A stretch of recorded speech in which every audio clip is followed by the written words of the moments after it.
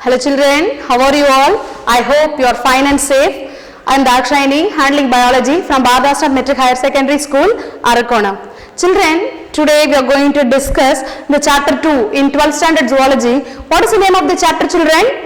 Yes, very good. Human reproduction. In that we have discussed about the events of reproduction and then about the male reproductive system. And in this session we are going to discuss about the female reproductive system, right? When compared to the male, we can say the female reproductive system is more complex. Why we say it is more complex, children? Because apart from producing the gametes, females has varieties of roles. Reproductive system has to bear the children and provide lactation to the children. So when compared to the male reproductive system, female reproductive system is more complex. So next we are going to see what are all the parts included in the female reproductive system. As we studied in the male, as seen here, one is the male. Here that we studied about the pair of testes. Here the main reproductive part is the ovaries. So ovaries occurs in pairs. So pair ovaries. And next one is the accessory ducts. What do you mean by accessory, children? Accessory means helping, right? For example, ovaries produce the eggs. The eggs has to be transported to the uterus, so that we need the help of some organs. Such ducts we call it as the accessory ducts. And what are all the parts comes under the accessory ducts in the children? Oviducts. What is the other name of oviduct? Fallopian tubes. Uterus, right? Garbhapay. Vagina. Vagina is the outermost part of the uterus. Next one, external genitalia. External genitalia means the external organs which is helpful in copulation. So mons pubis, vestibule, hymen and clitoris, right? So we can study. So this is the mons pubis, children. This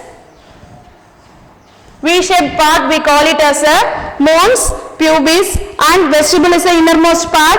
Hymen covers the vagina, and clitoris is similar to the male's prostate gland. So let us study about this in detail. So I told you female is complex, right? And now let us see what are all the roles performed by the female reproductive system.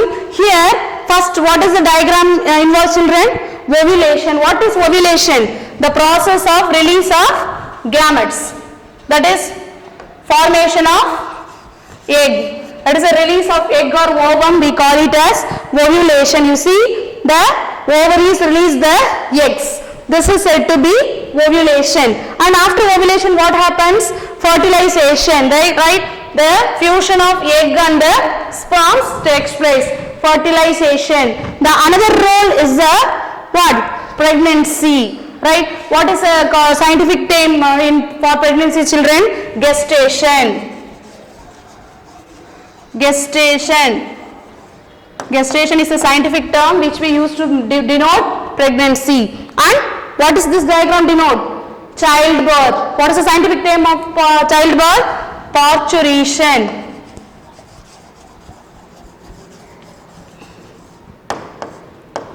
Parturition. And finally the child care. So the female reproductive system has to function varieties of roles like this. So we call the female reproductive system as complex. So what is the first organ, children? About the ovaries. So now let us discuss about the ovaries. Here in this diagram, where is the ovary, children? This is the ovary. This is the ovary. Ovary is elliptical, right? Elliptical means like this. It is in the shape like this, and the size is about 2 to 4 centimeter long. The length is 2 to 4 centimeter long. And here, what is the main function of the ovaries?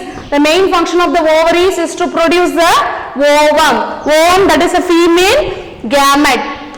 And here, where it is located on both the sides, on either side of the abdominal cavity. And here the shape is elliptical, and the size is 2 to 4 centimeter long. And here how the ovaries are attached to the pelvic region, right? The ovaries are attached to the pelvic region by means of special type of ligament called as ovarian ligament called as mesovarium. What we can say, children? Mesovarium. So from this one more question may asked. Likewise, the testis is attached to the female, attached to the male abdominal cavity by means of mesorchium. Here mesovarium. Right. So this is the structure of the ovaries, and now let us discuss the other thing. So here now we can study about the internal structure of the ovary. The ovaries is surrounded by the two layers. The outermost layer is made up of the cuboidal epithelium. We can say that as germinal epithelium. So this layer, right, it is like this cuboidal cell.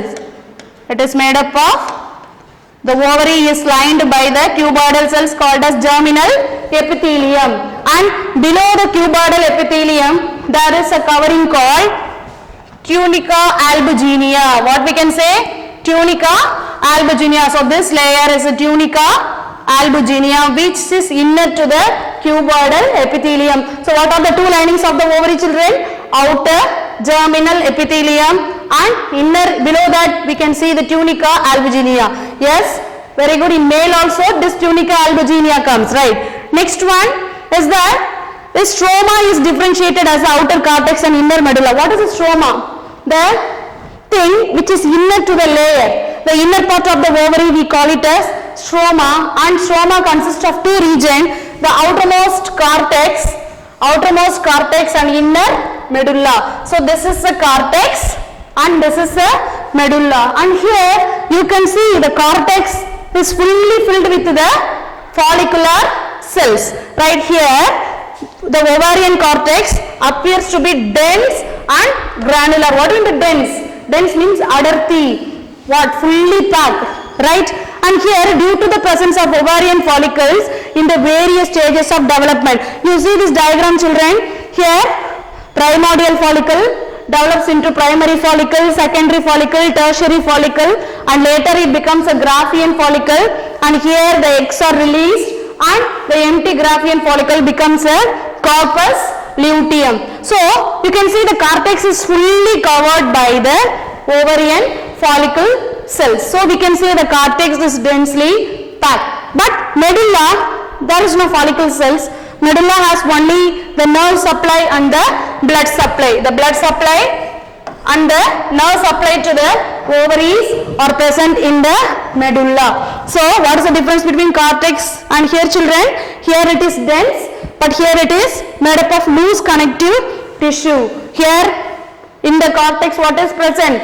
Follicles are present, but in the medulla what is present? Blood vessels, lymphatic vessels, and the nerve fibers are present in the medulla. So this is the innermost structure of the ovary.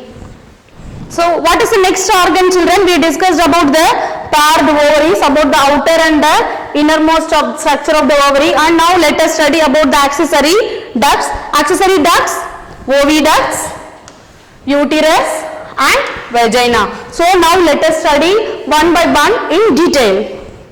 So fallopian tubes. There are two other names of fallopian tubes. One is the uterine tube or the oviduct, right? So this is the fallopian tube, children. This entire structure we call it as a fallopian tube. It is also called as a uterine tube because it connects the uterus. It carries the ovum, so we can also say it as a oviduct, right? So fallopian tube what receives the egg from the ovary and takes it to the uterus. So it connects the ovary and the uterus, right? And here it is made up of three parts, right? One is infundibulum, ampulla and the isthmus. And the isthmus, infundibulum is the first part, next one is the ampulla, and third one is the isthmus. So now let us study about this in detail. So first one, what we study, children, it is consists of three parts: infundibulum, ampulla and the isthmus, right? And here infundibulum is at the proximal. Proximal means first the fallopian tubes begins with the ampulla, and ampulla, this is the ampulla, and here the ampulla has many finger shaped projections like this, right? What is this finger shaped projections? We call this as fimbriae. What we call this as fimbriae. This fimbriae receives the egg. At the time of ovulation, ovary produces the egg. It receives the egg. So, what the infundibulum has a finger-like projections called as fimbriae, and the role of fimbriae is the collection of ovum. And the second part is the, what is the second part? Second part is the ampulla. What we say?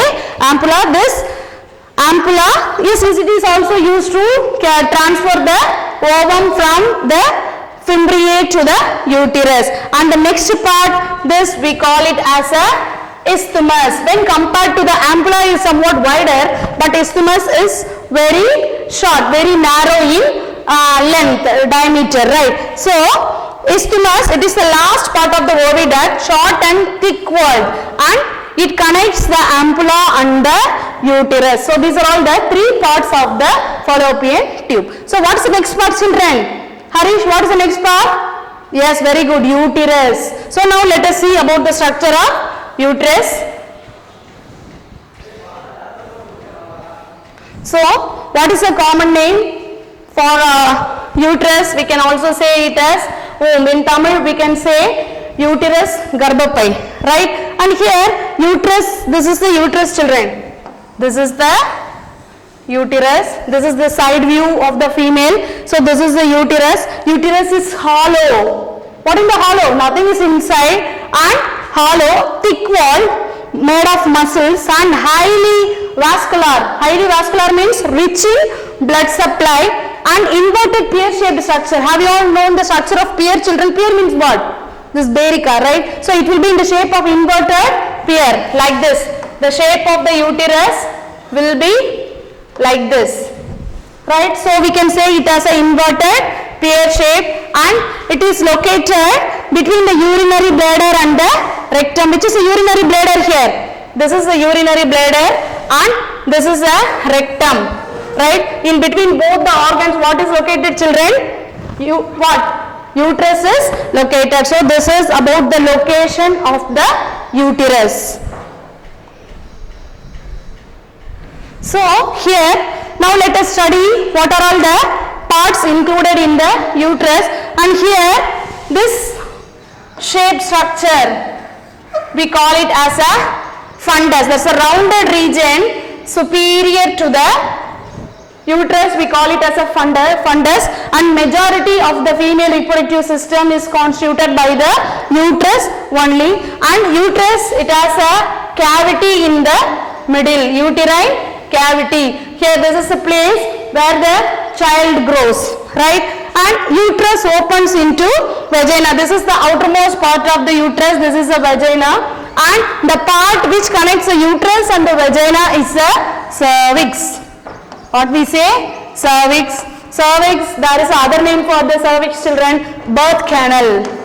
What we say? Birth canal. So after the complete development, the child comes out of this opening only. So we say the cervical canal as a birth canal. And here it has an external orifice with the uterus through the internal orifice. External means outside and internal means inside. Orifice means opening is there, right? And here the cervical canal along with the vagina forms the birth canal. As I told you, the cervical canal along with the vagina forms the pathway for the baby's delivery. So we call this as a birth canal. So walls of uterus. Uterus is made up of three layers: outermost perimetrium, middle mesometrium, myometrium, and the inner endometrium. Endometrium is a innermost layer in which the placental connection is made by the child. So what are the three layers? Perimetrium, myometrium, and endometrium. Perimetrium, outermost, thin, membranous and serous. There is no vascular tissues there. Myometrium is found in the middle and very thick and exhibits strong contraction during the parturition. Parturition means childbirth. At the time of childbirth, what happens? The uterus contracts and pushes the baby out. The strong contraction is done by the middle layer, that is myometrium, and last innermost layer is the endometrium. Here only the changes during the menstrual cycle change place. Here only what happens? The blood, the layer starts to develop, and if fertilization does not take place, the endometrial lining comes out as a bleeding during menstruation. So these are all the three layers of the uterus. So the last part is the vagina, right? The vagina is the outermost part, and it is a large fibromuscular tube. And where the vagina is located, children? Below the cervix, and it is a female organ for copulation. It is an essential organ for copulation, that is for the sexual activity, and the external opening is covered. If this, for example, if this is the vagina, and here the outermost layer is covered by a membranous tissue called as a hymen, right? And the hymen get broke down at the time of first coitus meaning the physical union, right? So but the hymen is not the sign of virginity, children, because due to horse riding and some other activities, the hymen may get destroyed, right? So this is the about the vagina, which is the external organ which is used for copulation. And what's the last topic? We discussed about the pair of ovaries, accessory ducts, and now we are going to see about the external genitalia. External genitalia comprises of labia majora, labia minora, hymen, and the clitoris. Now I will show you the structure of labia majora. This is this outermost structure, labia majora, and the innermost, this is the labia minora, and this is the hymen. This is the hymen, and what is the next part? Clitoris. Yes, this part is the clitoris. So these are all the organ, what? External genitalia. And now there are, last part is about the what? Accessory glands. There are two types of glands in the female children. One is a Bartholin gland and another one is a Skene's gland. Where is a Bartholin gland? Right, where it is located? Posterior to the right and left opening of the vagina. If this is a vagina, right, if this is the vaginal opening, you can see the Bartholin gland located here. Bartholin gland located there, and the secretions of the Bartholin gland helps to lubrication. Right, helps in the lubrication of the vagina. Lubrication means oily substance is secreted by this Bartholin gland. Next one is and it's an important NEET question also, children. This Bartholin gland is homologous to bulbourethral gland of the male. In males also we studied about the two glands, right? So here this Bartholin gland is similar to the bulbourethral gland of the male, which is responsible for secreting the mucus. And the second layer in the female is a Skene's gland. Where the Skene's gland is located? On the anterior wall of the vagina. On the anterior wall of the vagina and around the lower end of the urethra. And here it also secretes the lubricating fluid, and it is homologous to prostate gland. So from this important one mark, children, Bartholin gland is homologous to bulbourethral gland of the male, and the Skene's gland of the female is similar to prostate gland of the males. So children, so far we discussed about the female reproductive system, about the ovaries, about the accessory ducts and external genitalia, and what are all the glands present in the female. Practice the diagrams, and with this we have attached the study material, assessment and question bank for this lesson. Make a separate notebook, children, draw all the diagrams, so and read the topic well and make sure how far you understood the topic. Thank you, children. Have a nice day.